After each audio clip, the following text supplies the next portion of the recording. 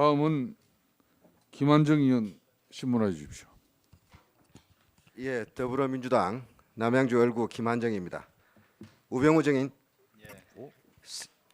세월호 수사 압수수색 관련해 가지고 상황실과 청와대 간에 갈등이 있었다 이렇게 이야기를 하셨죠?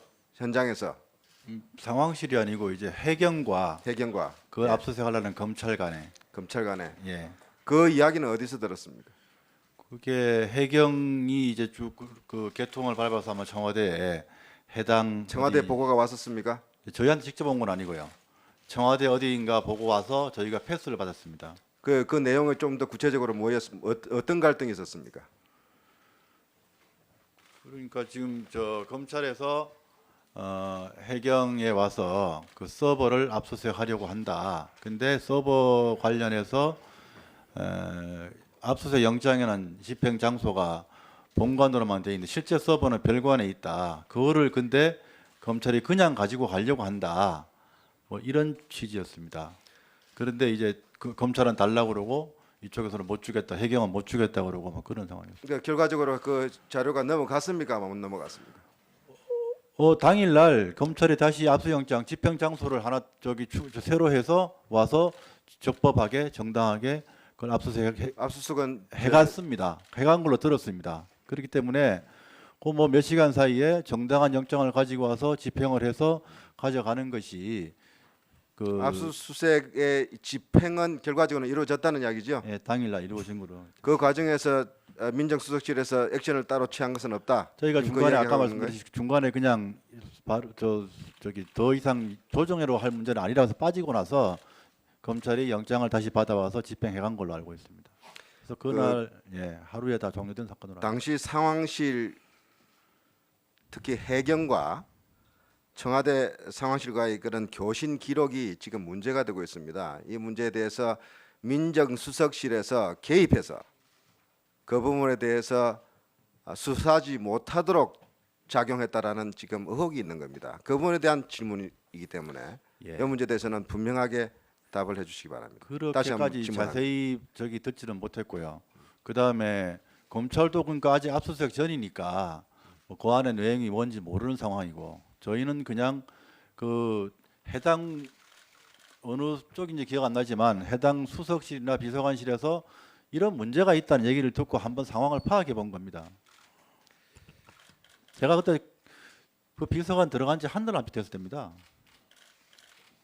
자, 민정수석실은 대통령의 친인척 관리 업무를 하고 있죠. 예. 지금 현재 민정에서 대통령의 친인척 관리 범위를 어디까지 설정하고 있습니까? 거기에 대해서는 뭐 특감반 특별감찰반은 대통령실 직제로 해서 지금 정확히 그 규정이 돼 있는데 예. 다만 친인척의 범위는 어떻게 하는지가 돼 있지 않고 그냥 친인척으로 돼 있습니다. 예. 그냥 통상적으로 그러면 한 자, 8천 민정수석께 다시 정도로 묻습니다. 이 친인척이란 개념 속에서 통상적인 호적적 개념이 아니라 이 대통령한테 부정적인 영향을 미칠 수 있는 가능성이 있는 범위까지 포함되는 거죠. 뭐 그렇게 볼 그게 수도 상식 있습니다. 아닙니까? 예. 옛날에 사직통팀도 그랬고 민정의 친인척 관리는 대통령과 가깝다고 팔고 다니는 자까지 다 포함되는 거 아닙니까? 예. 그죠? 2007년 한나라당 대통령 후보 경선에서 박근혜 후보와 최태민 씨 일가 간의 복잡하고 의혹의 관계에 대해서 중요한 이슈가 된 적이 있습니다. 심각하게 논의가 된 거 기억하고 계십니까? 저는 그 무슨 경선 캠프나 대선 캠프나 뭐 그럴 때 자, 근무하다 한게 아니기 때문에 민정수석으로서 예. 대통령 주변을 관리해야 될 주무비서관, 수석비서관으로서 예. 이러한 사실에 대해서 알고 있었냐는 거예요. 관심도 그렇게까지 없었습니까? 정확히 예. 알려고 하지 않았습니까? 그런 것이 아니라 그렇게까지 인연이 없었기 때문에 그냥 단순하게 그냥 특감반에다 관리해라는 정도로 지시했었습니다.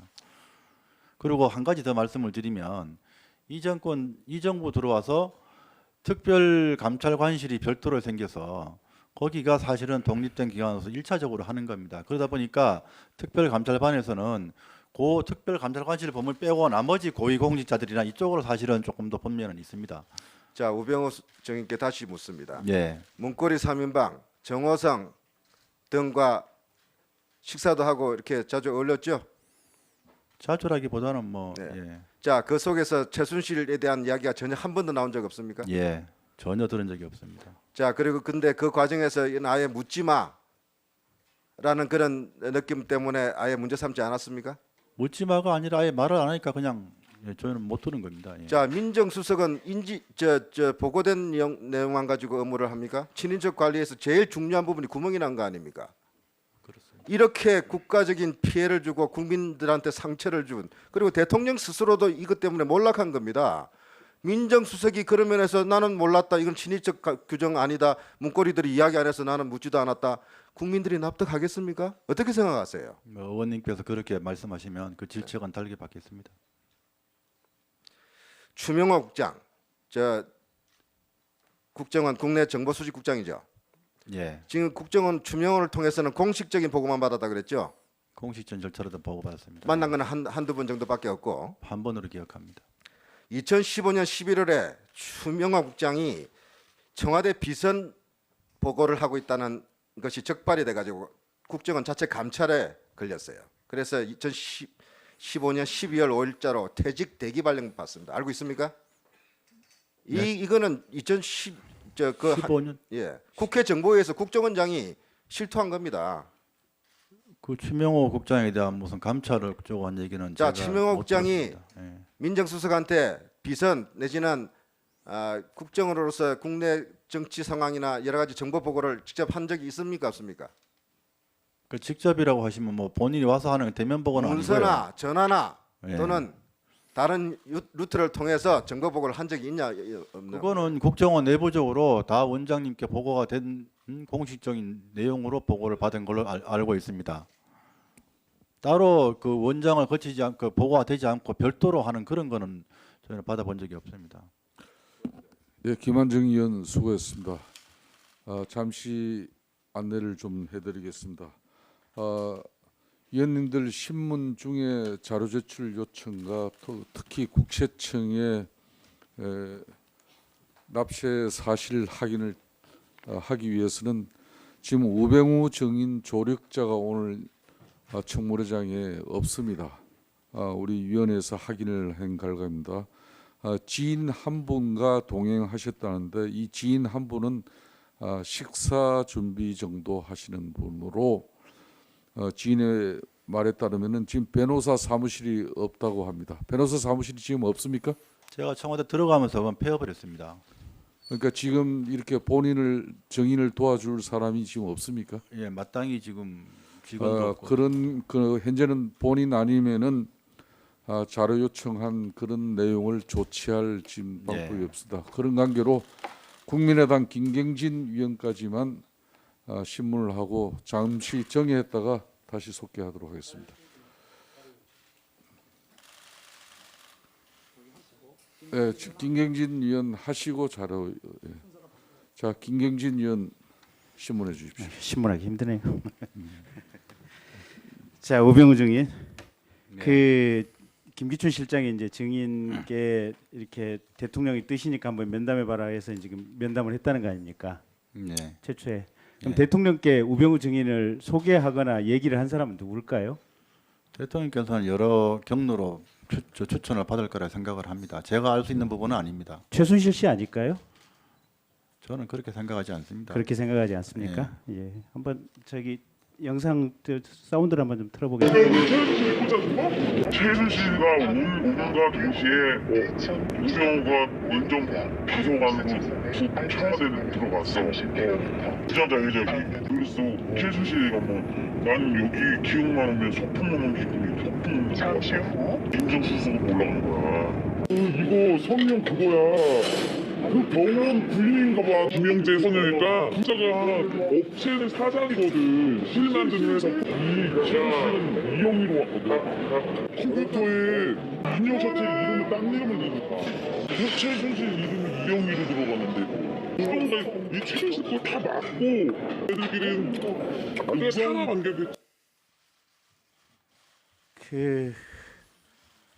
저도 이런 음성을 변조해서 올리는 걸 참 싫어합니다. 싫어하는데 증인의 장모께서 기흥시시를 운영하는데 저희가 여러 가지 방법으로 기흥시시의 종업원들 또 거기 SDNJ 사무실이 또 그 안에 있죠. 기흥시시 안에 있죠. 본사는 정확히 모르겠습니다. 예. 그래서 그 기흥시시 안에 있는 여러 명들을 저희가 접촉해서 음성을 녹음을 했고 저 녹음한 내용 중에 핵심 부분을 지금 틀어드린 겁니다. 그리고 오늘 저 틀어드린 부분은 각 언론사에 배포를 하겠습니다. 다만 이제 언론사에 저희가 부탁드릴 것은 뭐냐면 저희가 음성 변조를 했는데 저거를 풀 수 있는 방법이 있답니다. 원래 음성으로 복원하는 기술이 동시에 있답니다. 근데 언론사에서 받으시면 저게 복원은 가능하겠지만 굳이 복원해서 그 당사자가 누군지 알려 하시지 말아 주셨으면 하는 그런 언론사에서 신중한 부탁을 드리겠습니다. 그러니까 이제 저 내용인 지금 그렇습니다. 그 최순실 씨가 기흥시시에 평균 2주에 한 번꼴로 왔고 증인의 장모이신 김장자 회장은 최순실 씨만 오면 버선발로 뛰어나가서 이렇게 즐겁게 맞이를 했고 그런 인연으로 해서 증인은 박근혜 대통령에게 민정비서관으로 추천이 됐고 결국은 증인, 최순실, 문고리 3인방 이런 사람들이 다 한 패거리를 이뤄서 이번 최순실 사태의 농단의 주범이다 이렇게 지금 추정되는 상황입니다. 증인 사실 아니죠? 저는 저런 얘기를 도저히 난 납득할 수가 없습니다. 음성 변조돼 있고 네. 그리고 무슨 뭐 2주에 한 번씩 와서 버선발로 그런 얘기는 저는 납득할 수 없습니다. 한 말씀만 드리면 네. 우리 위원님 잘 아실 겁니다. 제 전임 민정비서관은 제 검찰 4년 후배입니다. 4년 후배가 1년 이상 근무한 자리에 가는 게 검찰에 근무하신 분들은 아실 겁니다. 그게 무슨 영전이겠습니까? 저는 김기춘 실장님이 저한테 민정비서관 제안해서 워낙 어려운 분이라서 승낙을 했지만 돌아와서 4년 내지 5년 후배 뒷자리로 가는 것이 과연 맞느냐? 동기들이 검사장이 되고 된 지 벌써 1년 내지 1년 반이 됐는데 1급 비서관으로 한 게 맞느냐? 사실 나름대로 고민을 상당히 많이 했습니다. 대략 이제 증인 말씀의 취지는 알겠고요. 인사청탁이나 무슨 발탁이라고 보는 것 자체가 저는 그건 알겠습니다. 예. 네, 그만하시죠. 근데 이제 제가 굳이 얘기를 드리면 증인은 여러 가지 이유로 돈은 굉장히 많고 권력에 대한 욕구는 굉장히 강한 사람입니다. 그래서 증인이 검사장 입성에 실패를 하고 변호사 1년을 하면서 어떻게든지 권력의 핵심으로 복구할까 절치부심했을 것이고 그것 때문에 민정비서관 자리에 대해서도 아주 고맙게 들어가지 않았을까라는 것이 제 추정입니다. 뭐 증인 말씀하신 거 뭐 제 추정이 틀린 거겠죠. 굳이 답변 안 하셔도 됩니다. 자, 그래서 이제 아까 저 배경 이제 저런 상황 하에서 증인은 아까 지금 세월호 압수수색과 이제 해경 압수수색과 관련해서 증인의 입장은 해경에 대해서 이 또 세월호와 관련해서 철저한 수사가 증인이 가지고 있는 입장이었고 그래서 해경 압수수색도 단지 두 기관 간의 충돌을 조정했을 뿐이다라고 얘기를 하는데 거기에 대해서 제가 파악한 부분을 가지고 조금 반박을 해보겠습니다. 그 당시에 이제 세월호 해경 정장 업무상 과실치사죄 적용을 광주지검의 변찬우 검사장이 상당히 주장을 했는데 그 변찬우 검사장 2015년 1월에 대검 강력부장으로 인사났다가 결국은 이게 좌천됐다가 사표 내고 나갔습니다. 그다음에 그때 당시에 이게 하도 법무부에서 또 민정에서 이게 반대가 심하니까 대검 내의 각 과장들에게 법리 검토를 시켰는데 대검 과장이던 손영배 부장검사가 이게 업무상 과실치사죄로 기소되는 게 맞다고 주장을 했는데 유일하게 대검 과장급 중에서는 인사를 받으면서 북부지검 과장으로 좌천성 인사를 받았습니다. 그리고 또 하나가 그 세월호 특위를 구성하는 데 있어서 수사권 기소권 문제를 가지고 악착같이 싸웠습니다. 여기 있는 의원님들 다 기억하실 겁니다. 그때 당시에 여당 정부에서는 세월호 특조위에서 수사권을 가지면 안 된다고 정말 온몸으로 막았습니다. 심지어는 세월호 유족들에 대해서 시체팔이를 한다는 식으로 인터넷에 속칭 말하는 댓글 조작 세력들이 엄청나게 글을 올렸었습니다. 그리고 세월호 특조위 기간 연장 문제를 가지고도 박근혜 대통령이나 이 정부 거의 경기에 가까운 거부 반응을 보였습니다. 그런 배경 상황을 가지고 유출을 해본다면 아까 증인이 말씀하신 두 기관간의 조정 또는 압수수색 영장을 새롭게 받아라 라는 얘기만 했다고 하는 부분, 물론 그 얘기를 하는 것도 법 위반이고 부적절하고 판단하지만